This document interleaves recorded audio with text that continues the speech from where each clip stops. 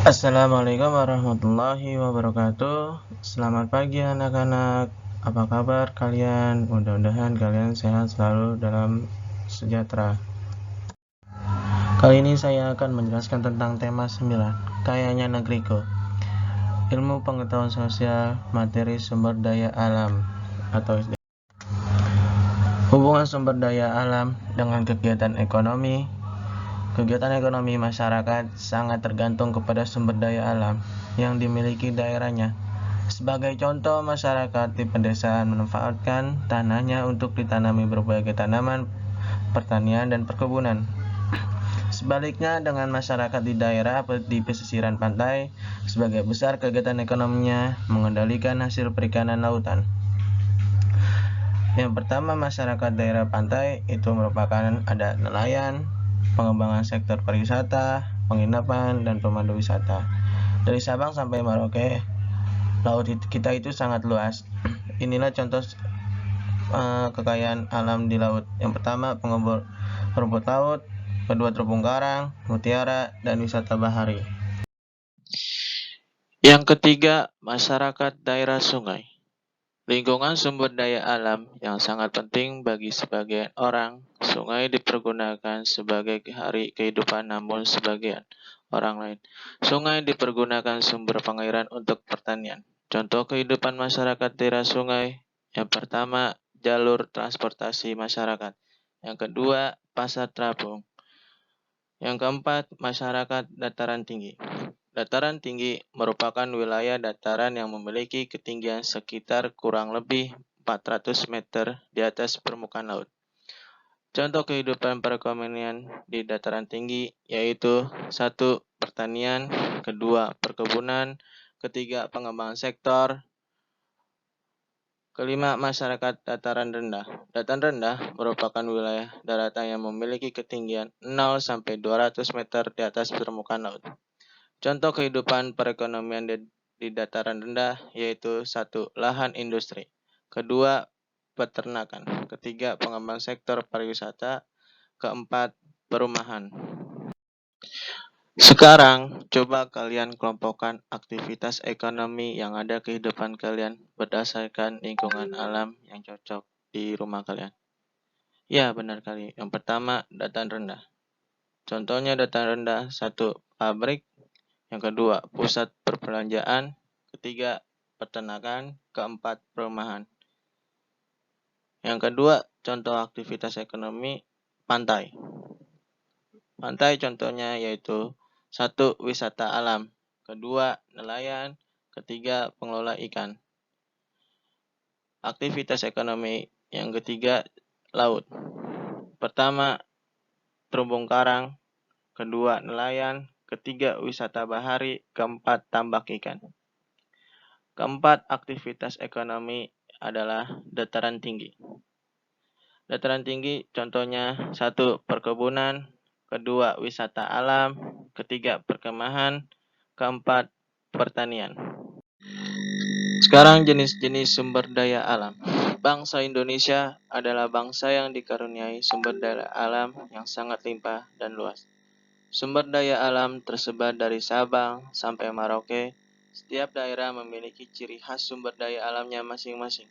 Sumber daya alam dapat dibedakan menjadi dua, yaitu sumber daya alam dapat diperbarui dan sumber daya alam tidak dapat diperbarui. Sumber daya alam yang dapat diperbarui merupakan sumber daya alam yang dapat dihasilkan kembali meskipun kita telah menggunakannya. Sumber daya alam ini tidak akan habis jika kita dapat mengelola dengan sangat baik. Contohnya 1. Hasil pertanian, kedua hasil perkebunan, ketiga hasil peternakan, keempat hasil perikanan. Sumber alam yang tidak dapat diperbarui. Sumber daya alam yang tidak dapat diperbarui merupakan sumber daya alam yang tidak dapat dihasilkan kembali meskipun kita telah menggunakannya. Sumber daya alam ini sangat terbatas. Contoh sumber daya alam yang tidak dapat diperbarui, yang pertama hasil emas, kedua hasil timah, yang ketiga industri. Berikut ini contoh-contoh jenis sumber daya alam yang tidak dapat diperbarui. Sumber daya alam bukan logam, yaitu seperti aspal, batu bara, minyak bumi, gas alam. Sumber daya alam logam, seperti emas, perak, mangan, nikel, pasir besi, platina, timbal, timah. Sumber daya alam industri seperti berlian, belerang, fosfat, gamping, batu kapur, yodium, asbes, gipsum. Pemanfaatan sumber daya alam.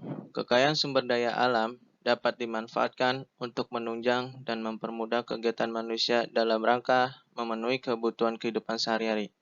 Manfaat kekayaan alam bagi masyarakat dapat dirasakan secara langsung, misalkan hasil pertanian dan perkebunan.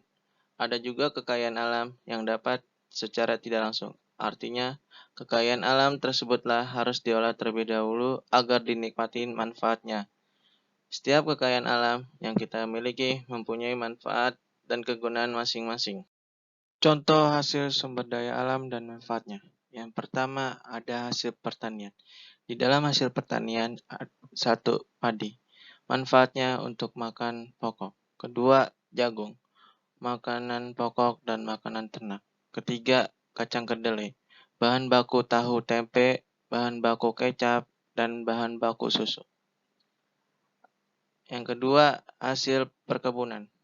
Hasil perkebunan memiliki yang pertama, kelapa sawit, manfaatnya bahan baku minyak goreng dan margarin. Kedua, karet, bahan bakunya buat ban.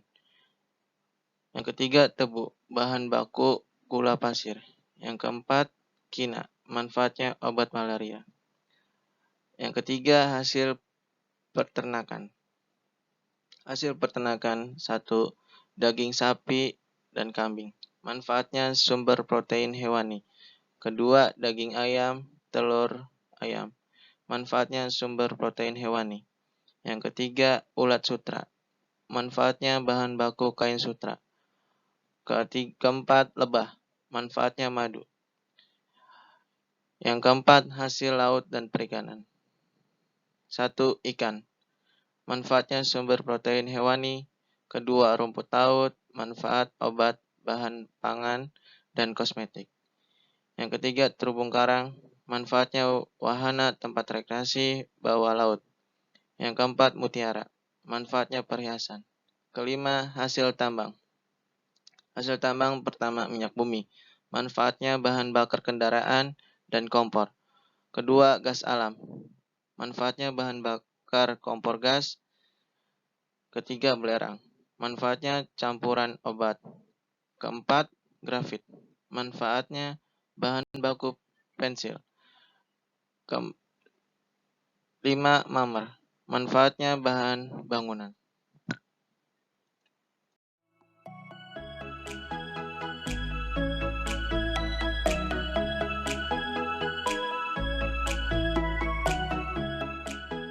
Dampak perubahan lingkungan.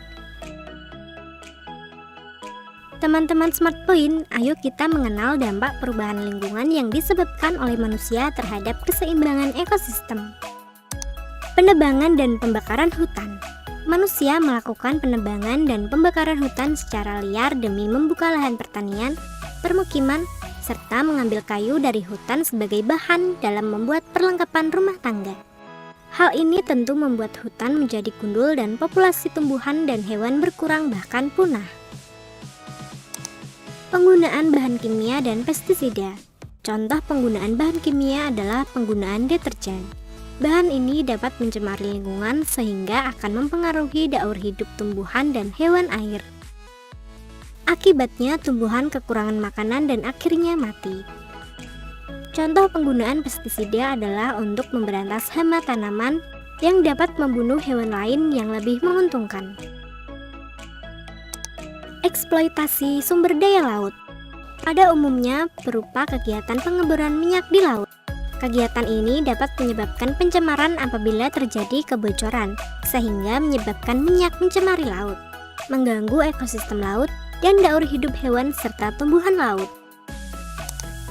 Perpindahan penduduk.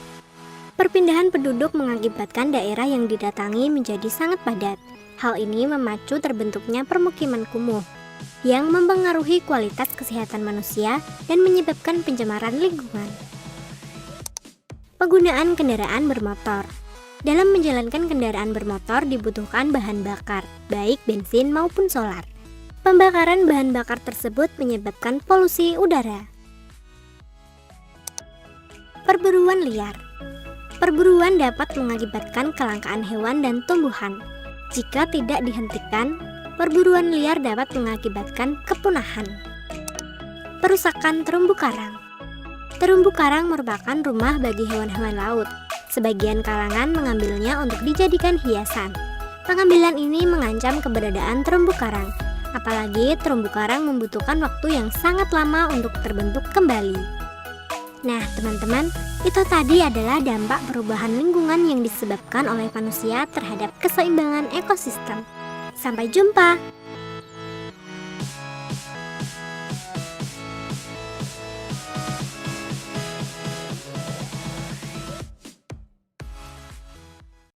Yang keempat, dampak perubahan lingkungan. Mari kita saksikan. Jangan lupa like and comment dan subscribe, teman-teman. Apa saja kegiatan manusia yang bisa merusak ekosistem lingkungan? Yang pertama, 1. Penebangan dan pembakaran hutan. Kedua, menggunakan bahan kimia yang berlebihan. Ketiga, eksploitasi laut. Yang keempat, asap kendaraan dan pabrik. Kelima, perburuan liar. Keenam, rusak terumbu karang. Apa saja usaha pelestarian lingkungan? 1. Penghematan bahan bakar dan listrik. Kedua, menggunakan energi alternatif, contohnya energi matahari dan energi air. Ketiga, reboisasi atau penanaman pohon kembali.